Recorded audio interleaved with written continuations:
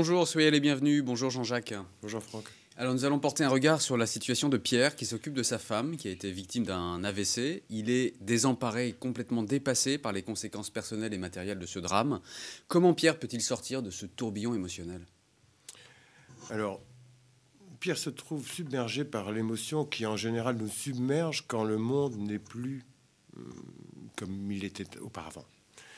Et, euh, et en plus de ça, non seulement il est pris dans ce tourbillon émotionnel, mais en plus il y a les réalités de la vie quotidienne et les réalités matérielles. Il faut continuer à vivre, il faut continuer à faire le ménage, il faut continuer à s'occuper de tout ce qui est matériel. Ça nous paraît dérisoire, mais en même temps, il faut le faire, on se sent obligé de le faire et on n'en a plus la force. Et donc les problèmes risquent de s'accumuler comme ça. Donc il est important effectivement que Pierre puisse réagir, mais d'abord il est envahi par ses émotions. Donc encore une fois, la première chose à faire là-dedans, c'est de pouvoir exprimer, vider ça.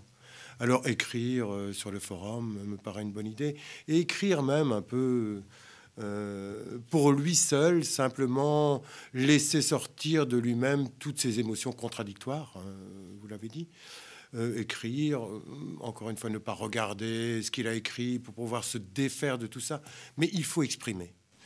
Alors, une fois qu'on a exprimé. Alors, une fois qu'on a exprimé, alors peut-être là, on est plus accessible, disons, à des choses un peu plus rationnelles, un peu plus raisonnables, et on peut commencer à réfléchir. Alors, je dirais à Pierre, je dirais, vous savez, parfois, on voit des rivières qui peuvent charrier des tas de branches cassées, des déchets organiques de toutes sortes, etc.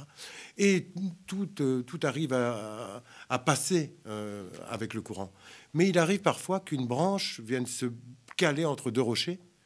Et à partir du moment où cette branche est calée, alors tous les déchets qui arrivent s'accumulent et peuvent provoquer une inondation. Et il est parfois intéressant de savoir quelle est la branche qu'il faut enlever et qui permettra à ce moment-là à la rivière de continuer à charrier le reste. Et je dirais à Pierre de réfléchir à qu'est-ce qui serait la difficulté parmi toutes celles qu'il est en train de vivre, quelle serait la difficulté qui, si on le lui enlevait, lui permettrait à ce moment-là peut-être de mieux supporter le reste.